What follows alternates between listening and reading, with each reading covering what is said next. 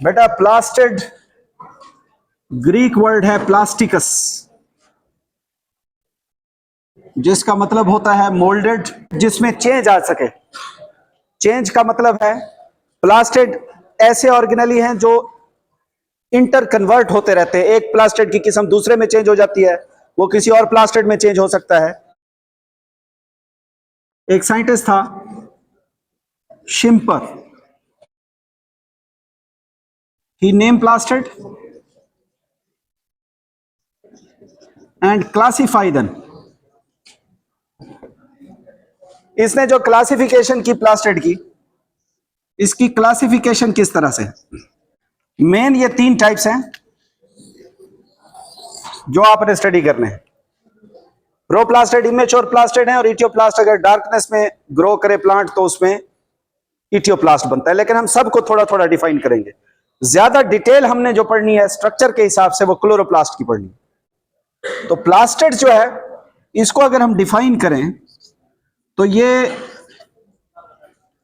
Pigment containing bodies है जो plant और एल्गी में पाई जाती हैं। पिगमेंट कलर्ड मॉलिक्यूल को कहते हैं, जैसे क्लोरोफिल है, ज़ेंथोफिल है, बीटा कैरोटीन है। ये मुख्तलिफ कलर के पिगमेंट्स होते हैं and used for synthesis and storage of food.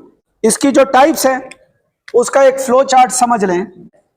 सबसे पहले प्रोप्लास्टिड, जब पौधे का कोई ऐसे सेल्स हों जो अनडिफरेंशिएटेड होते हैं, जैसे आपने मैट्रिक में पढ़ा होगा मेरिस्टेमेटिक सेल्स के बारे में, जो ग्रोथ करते हैं, डिवाइड होते हैं, लेकिन अनडिफरेंशिएटेड होते हैं।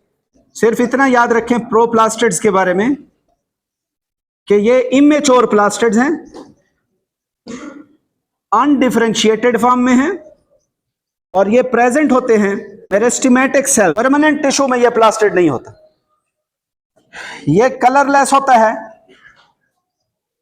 और ये जब पौधा डिफरेंशिएट होता है, किसी टिश्यू को बनाता है, तो उसके अंदर ये प्लास्टिड या उसमें क्लोरोप्लास्ट में चेंज हो जाता है, या क्रोमोप्लास्ट में चेंज हो जाता है, या ल्यूकोप्लास्ट में चेंज हो जाता है, अगर लाइट अवेलेबल हो। क्या?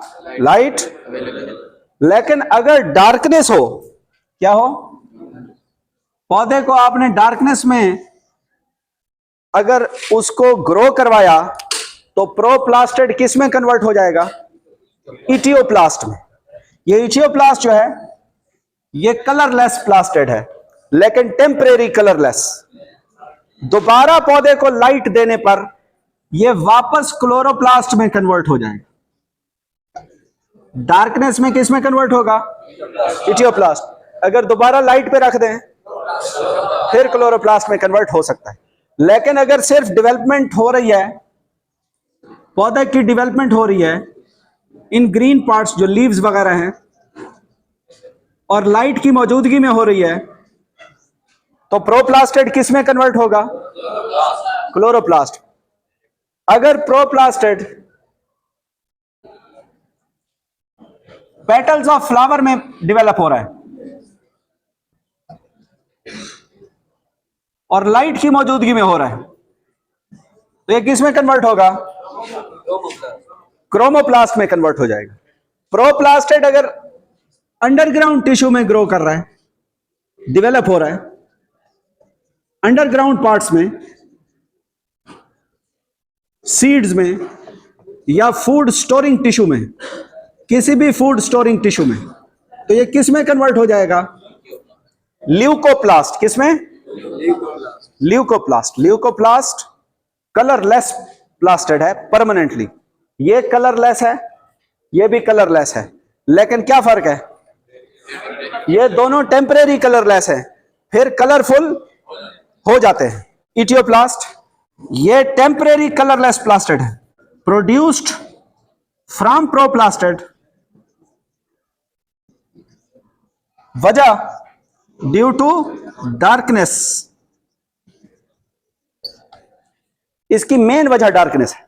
इटियोप्लास्ट बनने की वजह एब्सेंस ऑफ लाइट है। क्रोमोप्लास्ट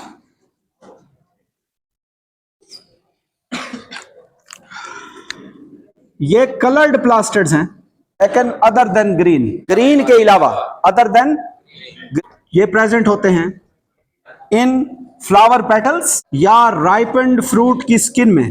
जो पके हुए फल की स्किन होती है उसका कलर चेंज हो जाता है। कुछ फल हैं जिनका कलर चेंज नहीं भी होता, ग्रीन रहता है, तो उसमें कौन सा प्लास्टिड होगा? क्लोरोप्लास्ट। लेकिन कुछ फल जिनका कलर ग्रीन से चेंज हो जाता है, इधर देखो, ये जो क्लोरोप्लास्ट है इससे भी क्रोमोप्लास्ट बन सकता है। Chloroplast can be converted into during ripening of fruits. Chloroplast unripened fruit में होता है, फिर क्रोमोप्लास्ट में कन्वर्ट हो जाता है जो राइपेंड फ्रूट, पके हुए फल में। तो ये प्रोड्यूस होता है या डेवलप होता है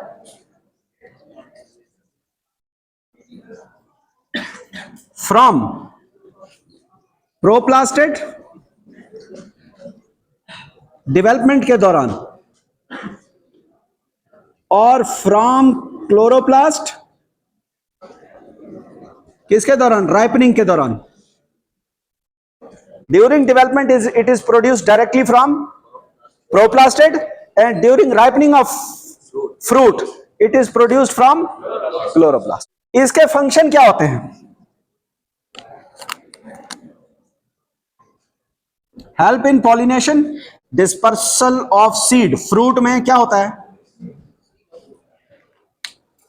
सीड के डिस्पर्सल में और पॉलिनेशन में हेल्प करता है। कैसे? पॉलिनेशन में कैसे हेल्प करता है? नहीं, हेल्प, ये प्लास्टिड कैसे हेल्प करता है? इसकी वजह से फूल का कलर है, सारा पौधा ग्रीन है लेकिन फूल का कलर चेंज हो गया, तो वो अट्रैक्ट करेगा इंसेक्ट्स को। कलर था तो इंसेक्ट कलर की तरफ अट्रैक्ट हुआ। और फ्रूट में क्या है? फ्रूट के अंदर क्या है?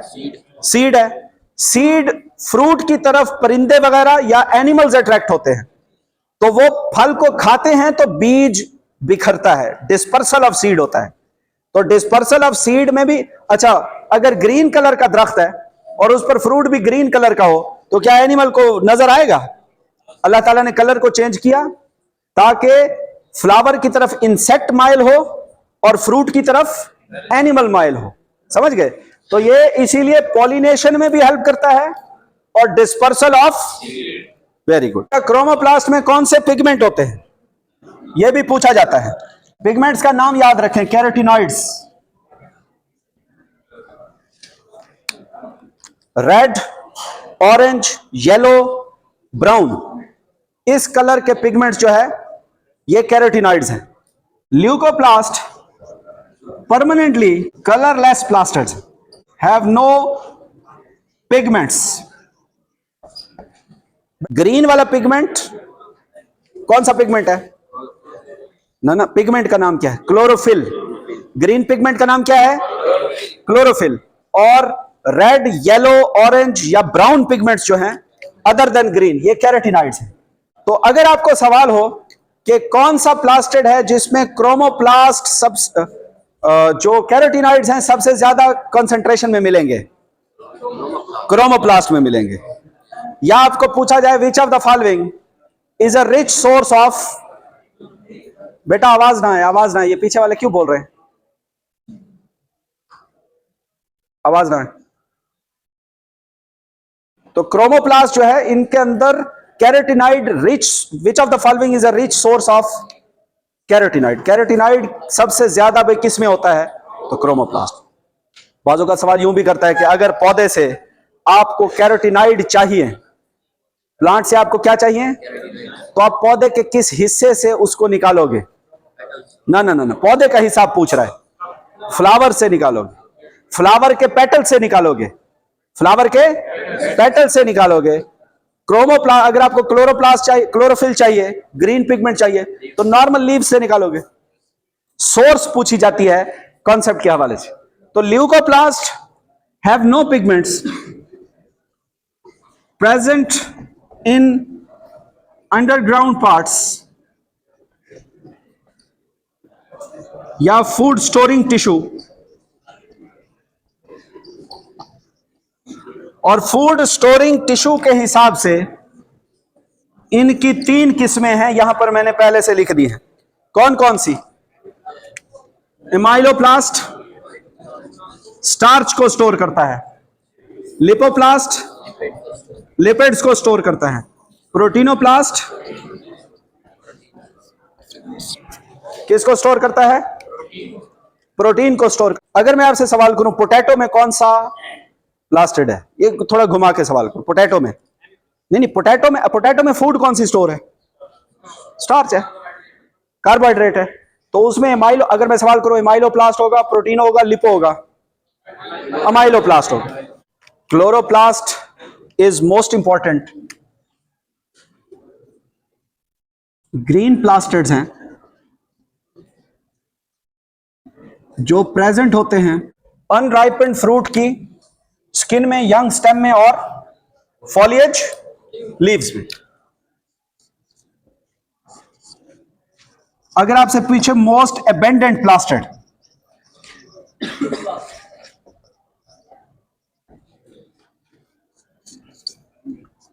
Contain chlorophyll, green pigment. क्या इसमें और पिगमेंट नहीं होते? होते हैं, लेकिन ज्यादा मिकदार में जो पिगमेंट होगा वो दूसरे पिगमेंट को मास्क कर देता है।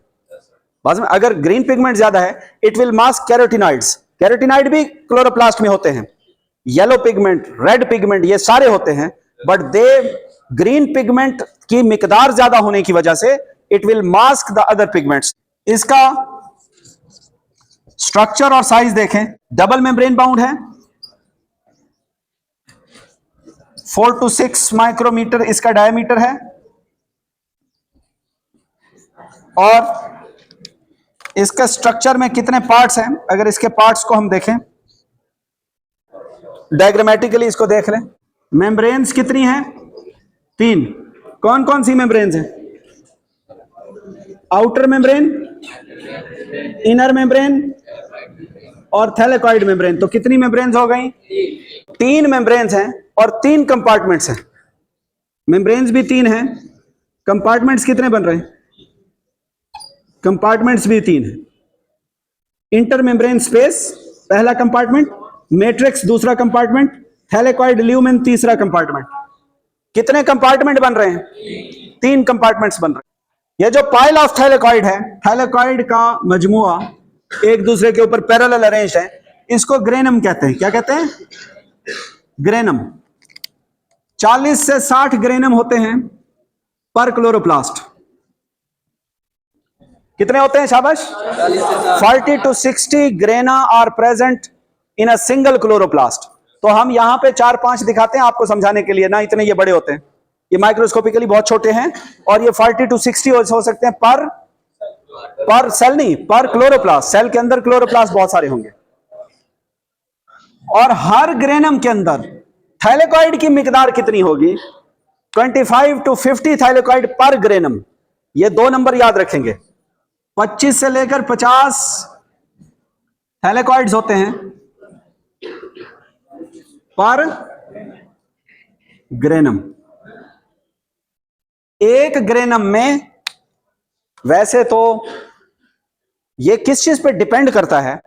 फोटोसिंथेसिस की एफिशिएंसी। एल्गल सेल में एक थैलेकॉइड भी होता है एक ग्रेनम के अंदर, 1 से 2 थैलेकॉइड, क्योंकि उसकी फोटोसिंथेसिस की एफिशिएंसी कम है। हायर प्लांट की फोटोसिंथेसिस की एफिशिएंसी सबसे ज्यादा है। सो हायर प्लांट में जो फोटोसिंथेसिस है ज्यादा है, इसलिए number of thylakoid more than 50। कुछ बुक्स में मोर देन 50 है। रिसेंट जो अभी बुक नेशनल बुक फाउंडेशन की आई है, फेडरल का कोर्स, उसमें इन्होंने 25 से 50 तक लिखा है। मोस्टली इसी को ही फॉलो किया जाता है, लेकिन प्लांट में 50 से ज्यादा भी हो सकते हैं। प्लांट में हायर बुक्स में मैंने पढ़ा है मोर देन 50 भी हो सकते हैं, अप टू 50 होते हैं, मोर देन 50 भी होते हैं। तो मतलब यह है कि 25 से 50 तक तकरीबन प्लांट सेल के अंदर, प्लांट्स में। एल्गल सेल देखें तो उसमें 1 to 2 ग्रेना थैलेकॉइड्स पर ग्रेना हो सकते हैं, पर ग्रेनम हो सकते हैं। बात समझ आ गई बेटा? तो जो इसका स्ट्रोमा है, देखें अब इस थैलेकॉइड के अंदर क्या है? थैलेकॉइड का एक, अगर थैलेकॉइड को निकालें, थैलेकॉइड के 2 पार्ट्स हैं। अगर थैलेकॉइड को निकालें, इसके कितने हिस्से हैं?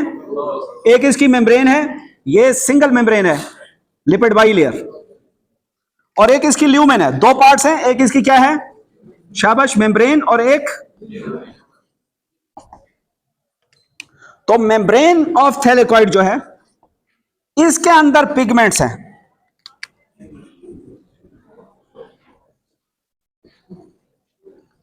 जहां पर पिगमेंट होंगे लाइट एब्जॉर्ब किधर होगी? जहां पर, जोर से बोलें, जहां पर, तो पिगमेंट कहां पर है?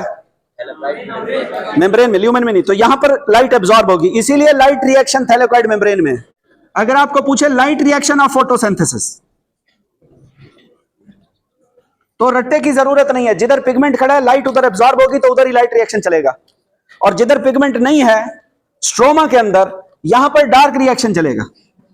लाइट इंडिपेंडेंट रिएक्शन या डार्क रिएक्शन ऑफ फोटोसिंथेसिस। तो इसका एक ही फंक्शन है बेटा, बल्कि दो फंक्शंस हैं। It give green colour to plant, it give green colour to plant, plus the main function photosynthesis. जो इसका मेन फंक्शन है वो क्या है? तो फोटोसिंथेसिस में आपने याद रखना है, इसमें लाइट रिएक्शंस कहां हो रहे हैं और डार्क रिएक्शन। बाकी स्ट्रोमा के अंदर वो तमाम चीजें जो आपने माइटोकॉन्ड्रिया के हवाले से पढ़ी हैं, इसका ओन डीएनए सर्कुलर, इसके अपने राइबोसोम्स 70s राइबोसोम्स। माइटोकॉन्ड्रिया क्या था? ऑटोनोमस या सेमी ऑटोनोमस? ये भी सेमी ऑटोनोमस है। जिसको माइटोकॉन्ड्रिया याद है वो मुझे जवाब देगा। सेमी ऑटोनोमस है, तो इसका माइटोकॉन्ड्रिया का ओरिजिन किधर से हुआ था? कैसे हुआ था? एंडोसिम्बाइसिस से। इसका ओरिजिन भी एंडोसिम्बाइसिस से हुआ, लेकिन किस सेल से? किस प्रोकैरियोटिक सेल से? साइनोबैक्टीरिया से। सेमी ऑटोनोमस, और ओरिजिन इसका कहां से है? नहीं नहीं नहीं, ओरिजिन इस क्लोरोप्लास्ट का ओरिजिन कहां से है? माइटोकॉन्ड्रिया का ओरिजिन कहां से था? Aerobic bacteria. अब जो प्लांट की तरह फोटोसिंथेसिस कर रहा है बैक्टीरिया, वो साइनोबैक्टीरिया है, ऑक्सीजेनिक फोटोसिंथेसिस कर रहा है। तो इसका ओरिजिन किससे हुआ? साइनो बैक्टीरिया से। अगर आपको ओरिजिन पूछे माइटोकॉन्ड्रिया का, तो क्या बोलोगे? एरोबिक बैक्टीरिया माइटोकॉन्ड्रिया बन गया, साइनोबैक्टीरिया क्लोरोप्लास्ट बन गया। साइनोबैक्टीरिया क्या बन गया? क्लोरोप्लास्ट बन गया। एरोबिक बैक्टीरिया माइटोकॉन्ड्रिया बन गया। ये बाय एंडोसिम्बाइसिस है, एंडोसिम्बाइसिस। एंडोसिम्बाइसिस के थ्रू ये प्रोसेस हुआ। बात समझ गए? तो ये भी सेल्फ रेप्लिकेटिव है उसकी तरह, वो भी सेल्फ रेप्लिकेटिव था। उसमें 70s राइबोसोम थे, इसमें भी 70s राइबोसोम है। उसके अंदर वो भी सेमी ऑटोनोमस था, ये भी। तो बेटा ये सारी प्रॉपर्टीज की आप याद रखेंगे। क्लियर हो गया? कल लास्ट ऑर्गेनाली करेंगे न्यूक्लियस।